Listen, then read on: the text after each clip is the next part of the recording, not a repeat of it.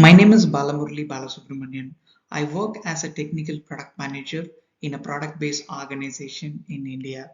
I'm pursuing my master's in professional studies at Rochester Institute of Technology. Currently, I am on the verge of completing Agile Project Management course in spring 2023, and I'm here to provide a brief retrospective of learnings throughout the Agile Project Management course. I would also like to present a topic about relationship between project charter and various other artifacts like business case, statement of work, and project plan in this presentation. Let's get started with a retrospect of what went well. I completed all the module activities on time. I actively participated in the discussion forums by sharing my real-time experience. I read majority of the discussion posted by our fellow students and gained various ideas and perspectives on a given topic. I successfully applied critical thinking to the module exercises. One such exercise that I would like to call upon is about combining agile ceremonies together. In this particular exercise, we have to break our conventional thinking because most of the agile ceremonies today happens independently. And this particular exercise helped us to apply the critical thinking, and that way I was very successful in doing it. Let's talk about what I would love to do differently next time around. First of all, I would like to plan the reading on a daily basis. Currently, I was doing heavy lifting over the weekends, and I would definitely love to start reading on a daily basis in the upcoming courses. Second of all, I would like to give more time in terms of doing external research on a given topic. Finally, I would like to start submitting discussion posts with some thought-provoking questions.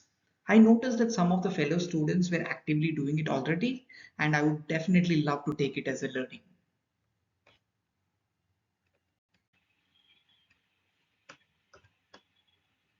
Here are some of the significant learnings and unexpected aspects about Agile project management. Firstly, module number 1 helped me to understand how Agile adds value in non-software industry. I predominantly come from a software background, and it was really mesmerizing to understand the amount of value that Agile creates in non-software industry. Secondly, module number 6 helped me to understand the key factors or criteria that needs to be taken into account for selecting an appropriate methodology like predictive, agile, or hybrid methodology. I have never got an opportunity to select a project methodology for my given team, but after learning this, I'm pretty much confident in applying these concepts. Lastly, module number 5 helped me to understand the different communication method that I have come across for the first time, like pairing, swarming, and mobbing between the development team members. It was really surprising to know that the entire team members can work with a single keyboard, and I would definitely love to pass this communication or this particular aspect of communication to my current team members.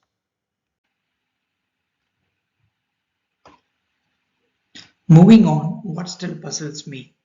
In module number 3, we have learned about the key aspects of creating an effective project charter with key informations like project vision, project name, project acceptance criteria or release criteria, and the team processes. However, I am still puzzled to understand how a project charter is related to the following artifacts, which are also essential to get started with any project. These artifacts includes business case document, statement of work, and the project plan. I would definitely love to explore more to understand the relationship the project charter has on these following artifacts. Here are the key inputs or ingredients that are required to develop a project charter. For today's presentation, we will focus on bulletin number 1 and bulletin number 2 under the input section. First of all, the project statement of work. It is created based on the business need product scope description, and the strategic plan of a given organization. Likewise, the business case document is created based on the business need in a target market. Also, it relies on the cost benefit analysis that is performed by the organization to understand the return on investment on a given project.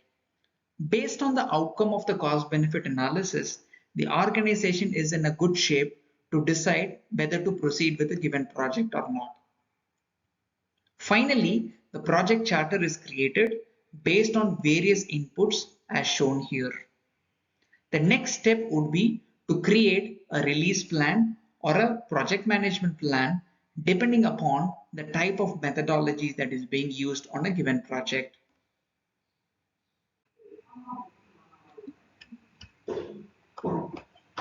Here is the definition of various artifacts that are in question. Let's get started with the project charter. It helps to identify the high-level objectives and scope of the given project.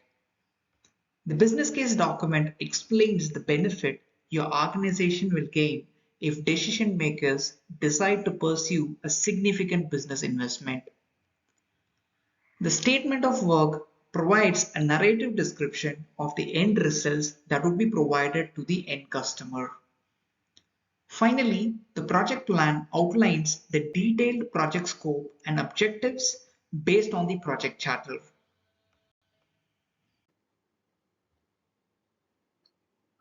Let's deep dive to understand the relationship between project charter and the business case document. The project charter is otherwise called as a project definition document, whereas the business case is otherwise called as a brief case document.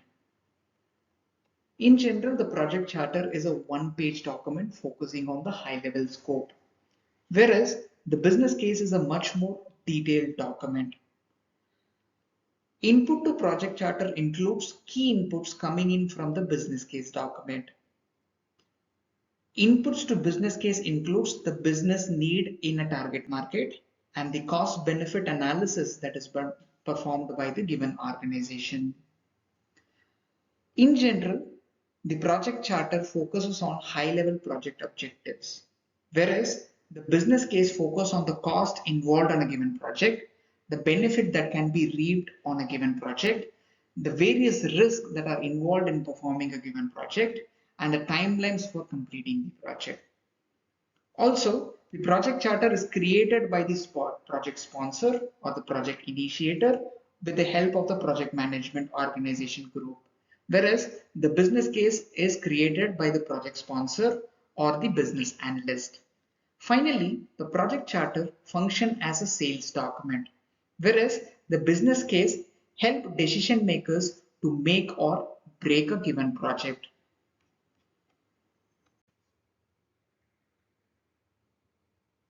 Here is the relationship between project charter and statement of work. The project charter is otherwise called as a project definition document, whereas the statement of work is otherwise called as a scope of work document. Project charter is a one-page document focusing on the high-level scope, whereas the statement of work again is a detailed document.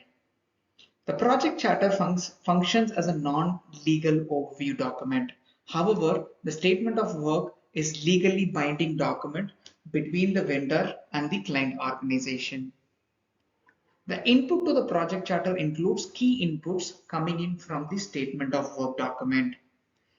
The input to statement of work includes important accompaniment to a master service agreement or a request for proposal.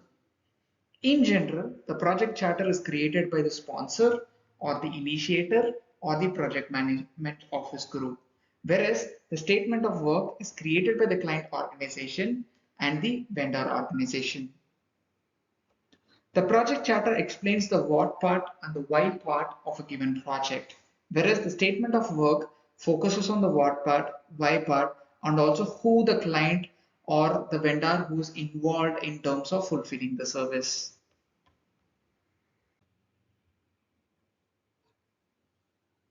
If you look into the current slide, it gives a detailed relationship between project charter and project management plan.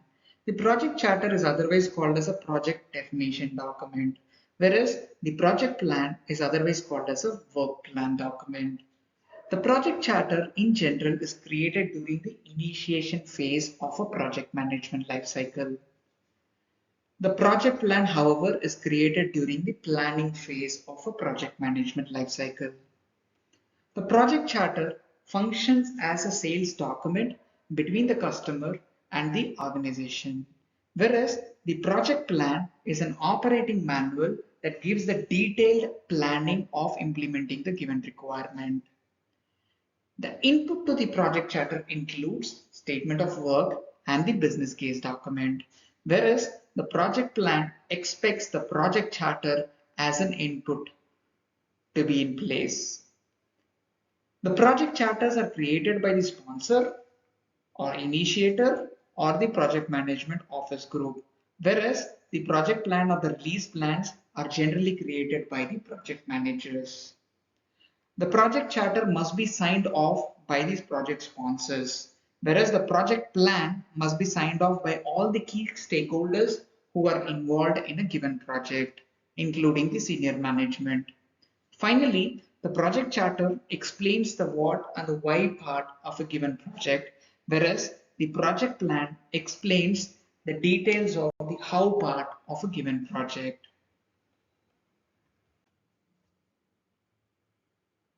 Now I would like to discuss about the purpose or end goals of each of the artifacts in question. Let's get started with the business case document.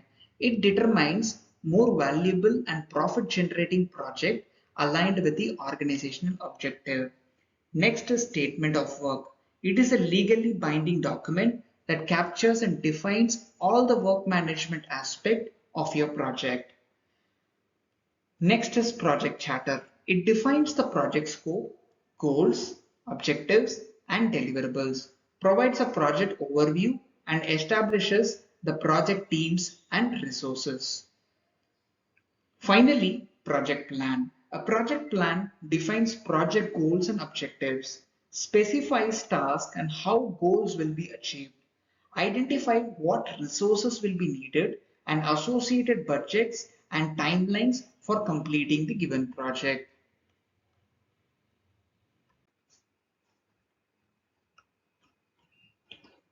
Here is a summary of the external references that are used to create the presentation.